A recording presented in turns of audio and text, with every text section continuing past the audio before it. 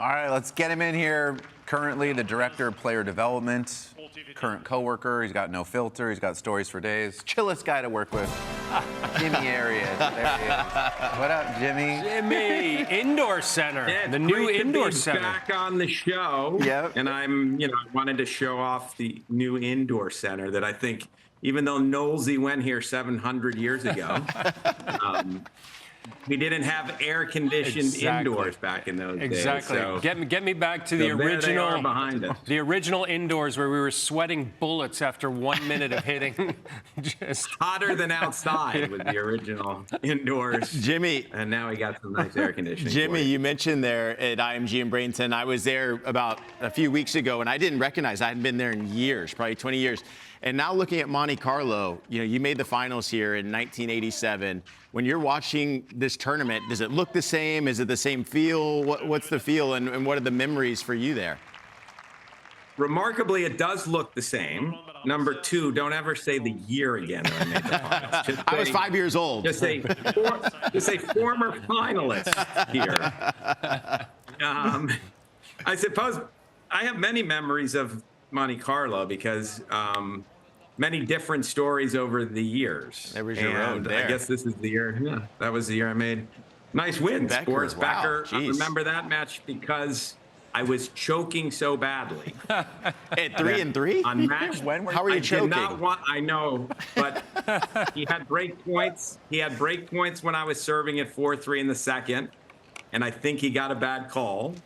But for some reason, the umpire wouldn't come down and look at the mark, and I guess I wasn't that fair to say, no, it was good. And so I managed to hold for 6-3, 5-3, and then I got to break point at 5-3. And I remember thinking, which is not the way you should think, but I remember thinking, if I don't win now with a match point and as nervous as I am serving for it, I probably will not hold. And I hit he served and volleyed, and I hit a shank backhand return that he had to dive for. And look at this video. This is high def. This is high def. Where's the tennis ball? But there's that forehand. These guys don't know, Jimmy. I obviously grew up with you and Aaron Crickstein at the Bollettieri Academy. I mean, you had the biggest forehand back then, didn't you? Well, yeah. Who was comparable? Maybe Lendl, but I mean Lendl. Yeah, maybe Lendl, maybe Jose Luis Clerc. Wow. But no, you're right. I was hitting the ball with more spin and more pace than everybody else for a little bit of time. But then eventually people started hitting the ball the same way I was, and it didn't last long where I had that sort of huge advantage. And Becker would have been one of them. But I was going to tell you, the match point on Becker was hilarious. I shanked a backhand pass. He had to dive for the volley. He stayed on the ground. All I have to do is hit the forehand in. And I was so tight that the ball, it went up and landed about a couple inches from the baseline. It was an incredible choke, but in the end, I got it done. And the other funny part about that year, in the semifinals, I played another guy who had upset a bunch of top players. His name was Horst Skoll. Yeah, the Austrian. Yeah. And I win the first set 6-4 against Horst, and this doesn't happen very often, Noldy, as you know. On the changeover, he goes, "Man, you're just too good for me. I can't play." And I remember You're just too good for me. I remember how this is mental. So I just said, "Yes, I know." You said, "Yes, I know." Great answer. Yeah, because I didn't want to go anywhere with it, so I just said, "Yeah, I agree with you." And there's no question. 6-1, second set. And I got very lucky if you look at that quarterfinal against Kent Carlson, because it rained that year. So I played Crickstein and Carlson on the same day. Kent Carlson was kind of unbeatable on clay in those days. The problem for him is he couldn't play twice in a day or his body completely broke down. So he beat Guillermo Vilas the round before, and then he tried 6-0 and he just 2-all. So I got kind of a lucky break there in the quarters, I got to say. How about the win against Cricker there? You guys obviously rivals, but good friends. You guys were, the kings at Bollettieri's. That's always a tricky match, isn't it? That that was always mentally difficult, especially because he was 3 years younger than me. And the first time we played on tour, he got me in the quarters of Boston. He ended up winning that tournament. And that was when Nick Bollettieri went from I'm his favorite. It was like that It's like you Hefner with his buddy. No, we're going. I was like, what's your name again? I forgot. I'm going with this Aaron guy. So it always added a little extra spice to that matchup, certainly.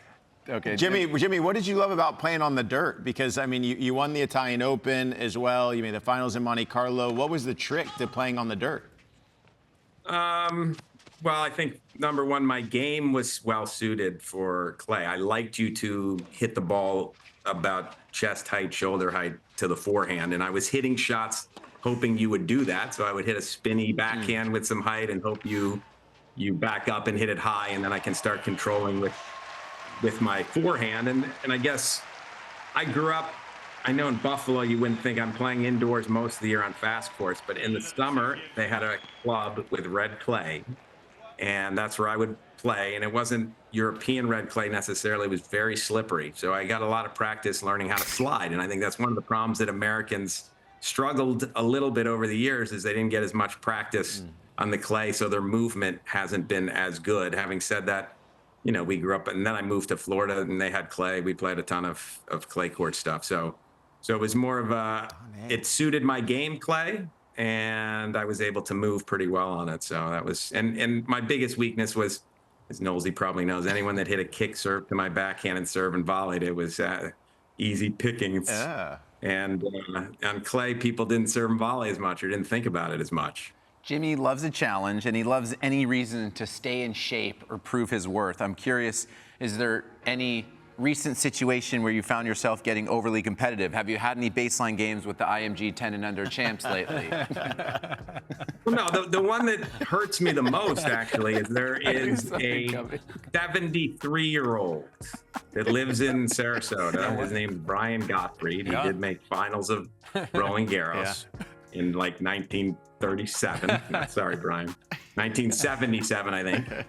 And he's always asked me to hit, and I always say no most of the time. And then one day I finally said, fine, come on out and we'll hit. I lasted 30 minutes. And I said, Brian, and remember, he's 73. I go, Brian, I'm sorry, but I can't, I'm done. I can't hit another ball.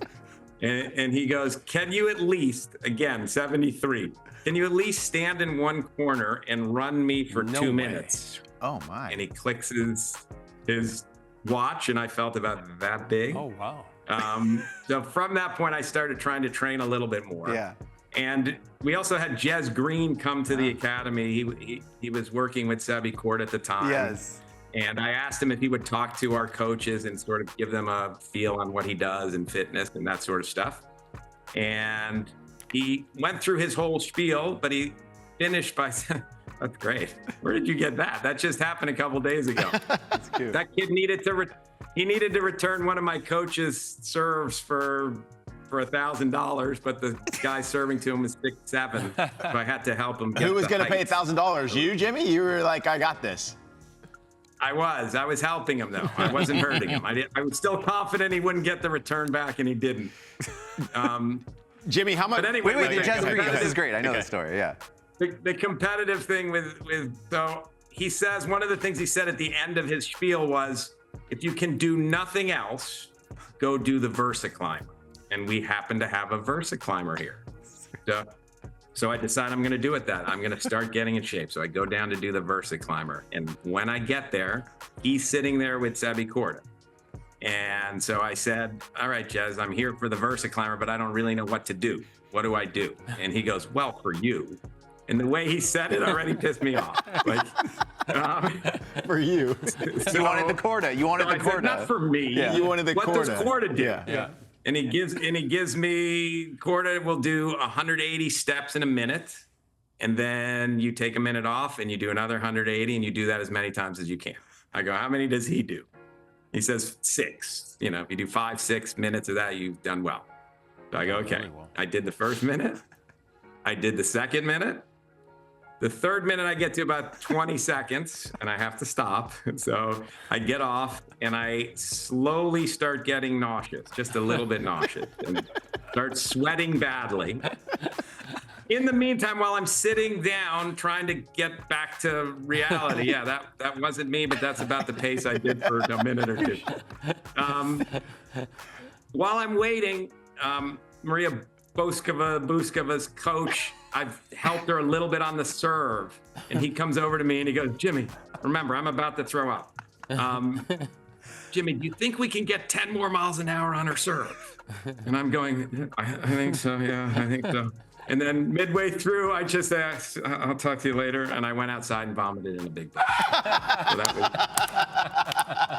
that was my one bout with the Bertha climber. Jimmy, how much schooling was going on here? I mean, you got a world ranking at 15 years old. You won rolling girls mixed doubles at 16. Were you guys training like 6 hours a day? What was the schedule like as a kid there? Look at the abs. I mean, that's insane. Looks like chiz. Look, one of the reasons because Bollettieri, the way Bollettieri became Bollettieri was he had a school that went from 8 a.m. to noon. So we had 4 hours of schooling a day. There was no such thing as homeschooling back in those days. Everybody went to school till 4 o'clock. So it was a huge advantage that Nick had this school that let us out at noon. How much schooling was done? You'll have to ask Knowlesy that one. For me, it wasn't. It wasn't expensive. We went to the great academic institution of Bradenton Academy, as I like to tell all the Courier and those guys who went to St. Stephen's. We went to the real school. There were a couple of guys that wanted to go to the real school. Knowlesy and I were not among them. For me, I started on the tours, you said, at 15, so I think I was in 10th grade. And the beauty for me was I would go play tournaments. And when I would come back, it was terrible, but when they might rescind my diploma. When I would come back, I would just have to take the tests, but all my friends would give me the test beforehand. Do you want to continue get whatever this? grade I wanted. And I managed to still only finish second in my graduating class. And you had all the answers. Partly because I knew, I can't get straight 100. Yeah. So you have to miss a couple. Yeah. There was a strategy. Yeah, so I missed a few. So how much schooling I got till 8th grade, basically. Junior tennis, you're a great resource for junior tennis development, parents. Yeah. We know junior tennis is super gnarly with the pressures and the line calling. Do you have any advice for the parents that are either thinking about getting their kids in the serious academies or also just the differences now with junior tennis versus maybe 20 years ago or when you were balling? Well, number one, I feel like one thing parents need to recognize, there's so many things that they actually need to recognize, but one of them is how you're doing in the 12 and unders and 14 and unders is incredibly irrelevant. So they put a lot of pressure on the kids at a very young age to win right now. And that is a time not to necessarily worry about winning, but worry about developing your game and figuring out what your game's going to be, and not put the emphasis so much on winning then, because I feel like, I was fortunate enough that I was winning in the 12s and managed to still make it on the pros. But I bet you most of the players that were great in the 12 don't, because at some point things even up. You're better than everyone in the 12 probably because you put more time in, more work in, that kind of thing, and you have some talent. Eventually people will catch up to you just on the serve alone. You're not going to win matches 1-2, 1-1 like you do in the 12s. And mentally, that becomes difficult for a player. When you had beaten someone 6-0, 6-0 3 or 4 years earlier, and now you're winning 7-6, 6-4, or even losing sometimes, you start feeling as though, boy, everyone's catching me, everyone's passing me. So I actually think it's a detriment in some ways to be great in the 12s. And so the thought process for parents really needs to be your overall development, how your game is going, not the wins and loss, keep improving. It's one of the things that, like, Yannick Sinner to me is always been interesting from the standpoint he's number one in the world, and he still talks about, I just got to keep working on my game. I have to keep improving. So you take a little pressure away when it's not so result oriented. You saw me losing in the finals of Monte Carlo to Mats Wilander. Mats Wilander once said something that I wish he had told me when I was a kid.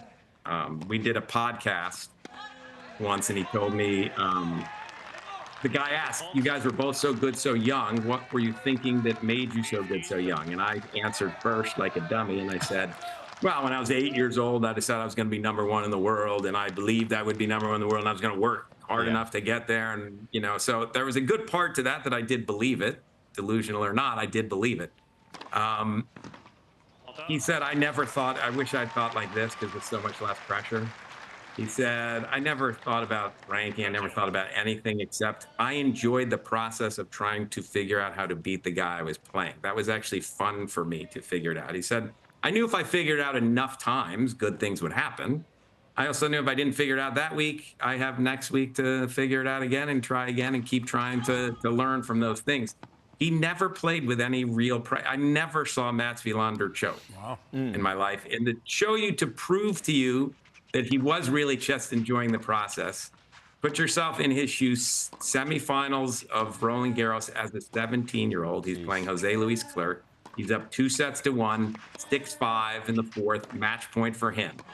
Clerc gets a bad call. The umpire won't change the call. Wilander gives it to him. Loses that game and ends up winning in the tiebreak anyway and winning the tournament. My point is, there's a 0% chance I would have. I mean, the umpire calls it bad luck, buddy. I'm so sorry that you got hooked there. Yeah.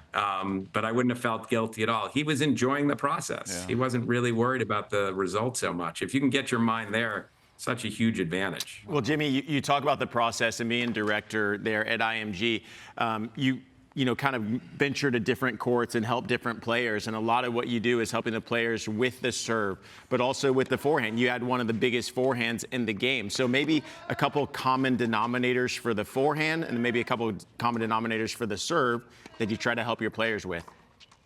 I mean, one of the main things for me is having a relaxed arm. So on the serve, your hand's got to be dangling more than it is. If you see a person that lifts the hand up right away like this, all these muscles are involved and the snap doesn't come as quickly or as naturally. So that's one of the main things on the serve. You know, we've got levels here where we go pizza delivery. That's never a good thing. You want to get the correct kind of pronation. We have to work on that with a lot of different kids.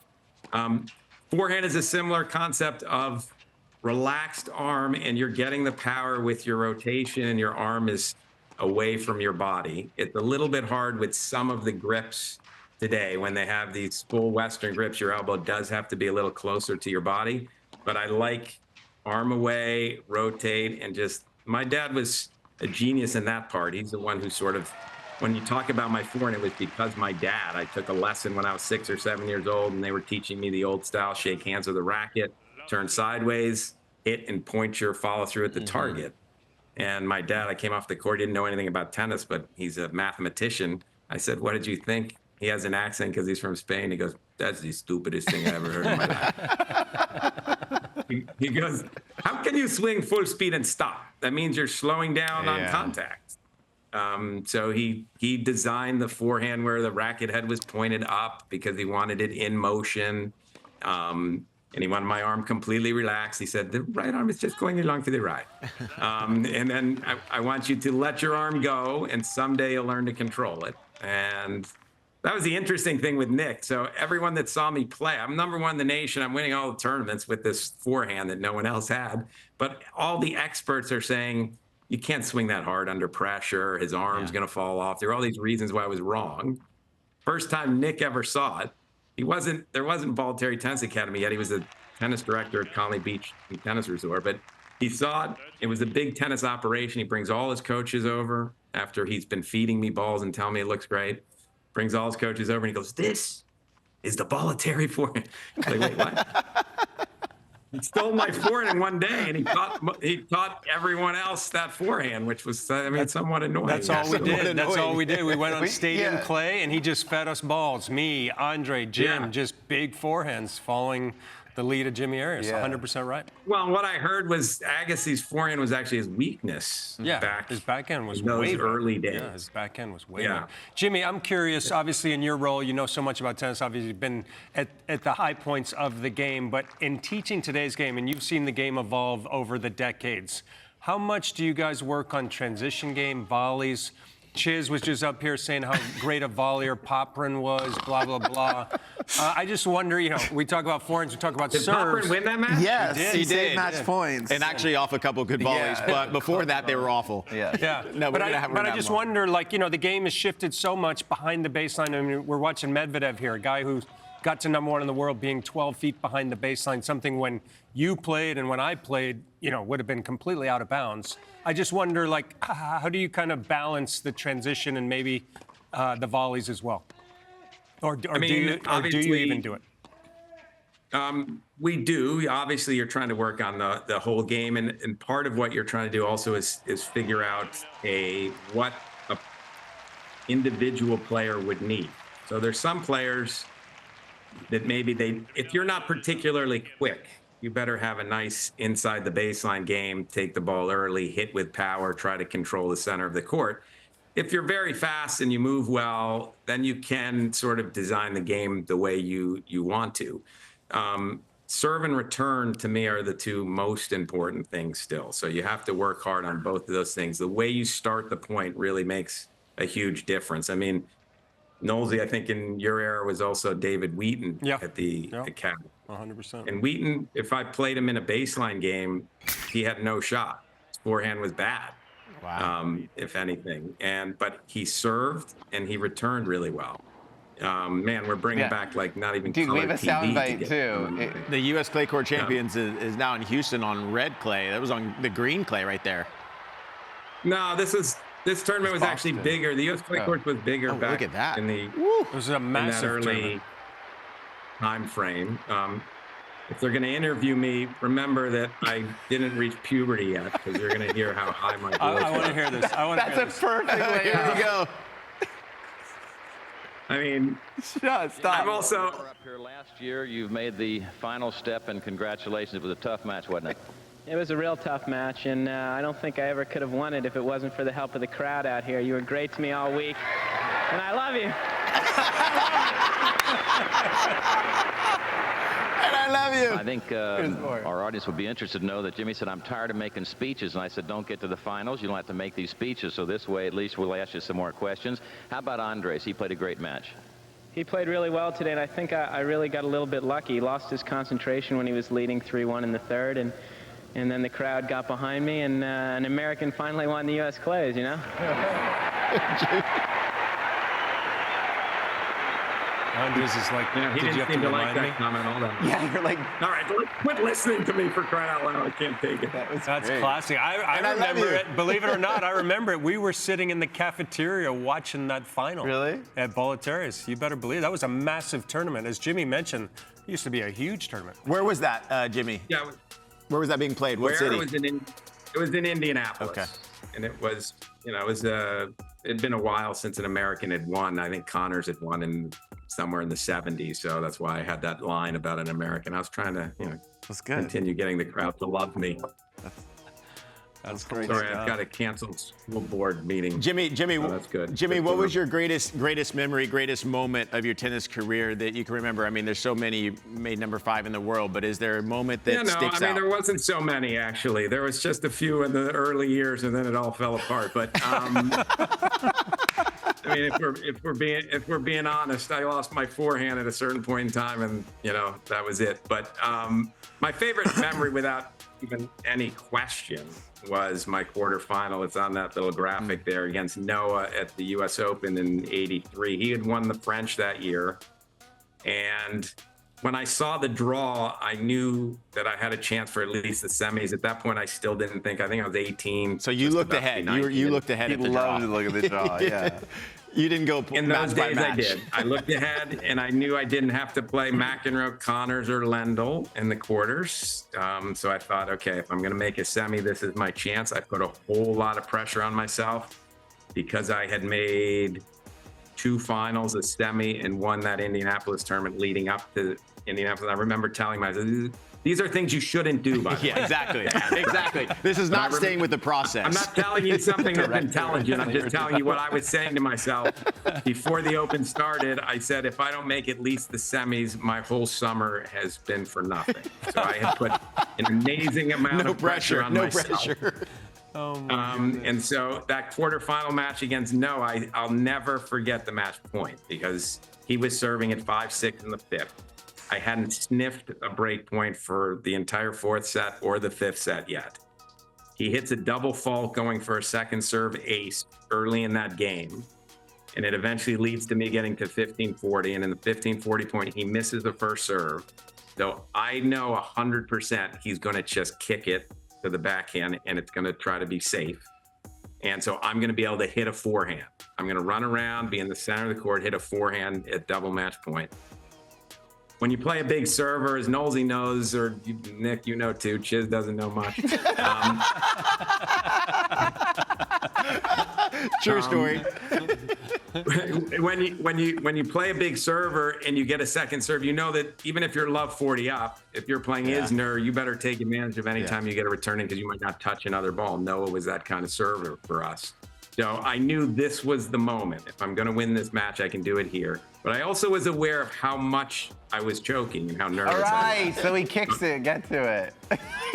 So I know I'm going to get a kicker, and I decide I'm going to hit as hard as I can right down the middle to give myself the most chance to win the point. And if you guys look up that match point, I don't know if Haston can get it, but that match point, you'll see where I hit it. I missed my spot by about 10 feet, but it went for a clean winner and looked like I was so clutch and so relaxed. I just crushed the ball. I missed that shot by so much. It was crazy, but I'll also never forget it. Hard work always pays off, Jimmy. Hard work always pays off. I guess, yeah. Can you? We've been. Oh yeah, wait. What was this? It? This is the match. That's the match. But this is only we in third the- set. He's got to you're fast forward for a serving. while. We're not going to watch all this. Well, whatever, This it's is still still great. just good stuff. What were you swinging your racket at? I was still using a wood racket. So wood racket with gut and 58, This forehand was maybe massive. 59 pounds in those days. It's a wood racket, by the way. But you can see I like hitting forehands. Move it, come in. Maybe not. Transition. Oh, no. Where were you going with that ball, Jimmy? I was going to not hit it to him, obviously. So I succeeded in that. I missed by 12 feet. That was a great point.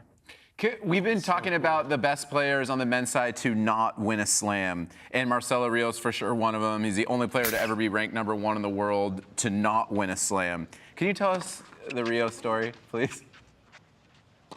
The Rio story? Yeah, at IMG. Oh, when he came. All right, so Rios is #1 in the world. Yes. Rios is #1 in the world. I've been retired for, I don't know, 5-6 years, something like that. He loses first round at Wimbledon. Two? Who'd he lose to? You know, I forgot what grasses for cows or something. I don't remember what he said. He comes to Bradenton and he asked for someone to play with. They always used me if no one was around. Everyone was still at Wimbledon. So they called me up to come play. We play a set the first day. I win the set 6-3. He didn't try that hard. So when we shook hands, I decided I'd want to get him a little juicier the next day. So I just said, when we shook hands, I said, Marcelo, so if I were playing today, what do you think I'd be ranked? 2, 3 in the world, something like that? Yeah, and he goes, man, tomorrow I'm going to kick your ass. And then we played for 2 weeks every day, and he wasn't kicking my butt at all. We had a nice, it's funny how matchups matter. Yeah. If I hit a skinny forehand to his backhand, he'd do this one-legged jump backhand, but it didn't have anything on it. So whoever got that first, if he got his forehand to my backhand, obviously I'm in the same problem. But it was just a question of who got that pattern first would win the point most of the time. So we had a lot of close sets. And that led to the comeback. That mattered. And then you wanted, that's what made you think you wanted to come back, right? Well, I played one tournament after that just because, I mean, now we're really getting into the weeds, but I had gold coins that my dad made me buy in Washington, D.C. Washington, D.C. tournament comes up soon after Wimbledon. I called them up and said, I'm thinking of a comeback. Can you give me a wild card in the quali? It was really an avenue to go get my gold coins out of the safety deposit box. I ended up qualifying and winning a round. Because of all the practice I got with Rios. I knew I was playing reasonably well because of all that work. Oh my God. I had to go to D.C. I also realized I don't want to play anymore. It was so painful. Do you have like a P.O. box? Like what kind of box? Where were the gold coins? It was in a bank safety deposit box. It might have been, for all I know, it was with Under my the agent, doormat? and he siphoned half of them because when I got them, they had like On the way, tube had cotton in it. on the way, he's gonna play an Yeah, so- ATP tournament. Gotta go get his Check my coins. safety deposit box. gotta Get some get my coins. coins. Give me a wild card. I didn't tell him about Was it the noise. dog I just said story? I'm thinking to go back. Oh my gosh! All right, we got So Jimmy, set to break for dinner. obviously, started with Nick Bollettieri Tennis Academy, now IMG Academy. What do you guys got in the pipeline? Same type of deal? You got a lot of youngsters with tremendous talent. Is it still flowing? No, there in it's not Bradenton? quite what it was from that standpoint, as far as the number of players that are looking. More of our players are looking to go to college, Division I, that kind of stuff, rather than thinking of pros. Knowlesy, as you know, when we were growing up, every single player there thought and wanted to be a pro. And what pros are there now? The one thing that's changed a bit is back in our day, Nick gave anyone that played at a reasonable level, you're free, come for free, which is part of the reason why after 6 or 7 years, he had a lot of kids there, but he ended up selling the academy to IMG for the debt. He had taken on quite a bit of debt. It now has a business aspect to it, IMG Academy. So from that standpoint, we have all levels, from not complete beginner, but close, from players that haven't played that much all the way to, we've had a couple of world number ones here recently in the juniors. Jimmy, that people know straight to the pros. people know the mystique, obviously, of Nick Bollettieri Tennis Academy, IMG Academy. We see here some people. Jason Isaacs went and visited Rafael Nadal Academy, the actor. Can anyone come to IMG Academy? Can you just rock up? You got to call ahead, or do you have to be a certain level tennis player, No. or can anyone show up? No, and anybody can come, and especially if you have some income yeah.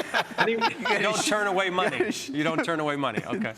Jimmy let likes me cash. rephrase it in a sense, because we do have you come visit, and we do care about your character, not so much your tennis game, but we do care about, and it's not always easy to tell in a couple of days, but we have you come in, you work into the group. We don't want kids that, number one, kind of don't want to work and don't want to improve and are just forced to be here because their parents want them here. We don't want those kind of kids too much. We don't want kids that parents, what the heck is that? You and Carl. We did this How with smooth Tracy. are you? How cool We did do this you with look Tracy, right there? remember, Looks Jimmy? like Carling Bassett on the left. I'm not sure who's in the It's her middle. sister in the middle, I think. Because what the heck is that picture? Jimmy, what pros are playing at IMG? So, what pros are there right now? What top pros? Well, Sebi's here. Kei Nishikori Sebi is here. Yeah, Sebi Korda's here. Nishikori trains here. Jordan Thompson's here quite a bit. And many come in and out. Yeah. I mean, Michael there's Moe a lot. as well. Michael Moe. Yeah. But there's many players that come in depending on the time of the year. So right before Miami, obviously, we get an influx of a bunch of players. Shapovalov's been there a few times. You used to train there, right? Shapovalov's here all the time. yeah. Yes. Yelling at me sometimes for my commentary and his matches. Yeah. Or when is your next? You're going to Rome, right? I'm going to Rome. Nice. Yeah. That's great. So looking forward to it. Former champion. Former champ. Yeah. Do they roll out the red carpet when We you won't show say up to what Rome? year, because Yeah, exactly. Don't say what year. That was even worse than the Monte Carlo year. And I don't know. I haven't been back to Rome since whenever the last time I played it, which was probably 91 or that's cool. 92. So it's been a long time since I've been back to Rome. My wife, Gina's looking forward to the trip. Yeah, that's Maybe I'll get to sightsee. I don't know. It depends on how tough Tennis Channel is with the schedule. We'll tell Panda to go easy on you. Exactly. I'm excited for that. Thanks for hanging with us, Jimmy. We always love story time. My pleasure. Well, let's Thanks get for having one me. last thing from Jimmy. Jimmy, what do you think's going on with Medvedev? Down 6-2, 4-1 to Dimonor. Well, number one, he's never loved clay. So he's already struggled this year on his favorite surface. So imagine now coming to the clay. And I just think the game keeps getting... You want to take time away from opponents. You want them to feel pressure. And the game keeps getting faster and better and more accurate. And from where he plays, he doesn't take time away. He's beating players by attrition and winning big points and wearing you down and getting to you mentally and allowing the scoreboard pressure to get to you while he doesn't succumb to that pressure. And I think he's lost that edge. He's lost that little bit of confidence. So he's not winning the big moment often. And look, he's playing de Minaur, who I don't know how you hit a winner against de Minaur anyway. So for him, I don't know how he wins points other than maybe with a serve. Yeah, good point. That's a good breakdown. Nice. We love your insight. We love the stories. You're the man, Jimmy. Best storyteller Thanks, boys. in the game. Great seeing you. Yeah. Jimmy, you're the Thanks, man. Jimmy. Good. Safe Bye. travels to Enjoy- Rome. Have a good week. Enjoy You guys Rome. are. Take care. Yeah. Enjoy Rome.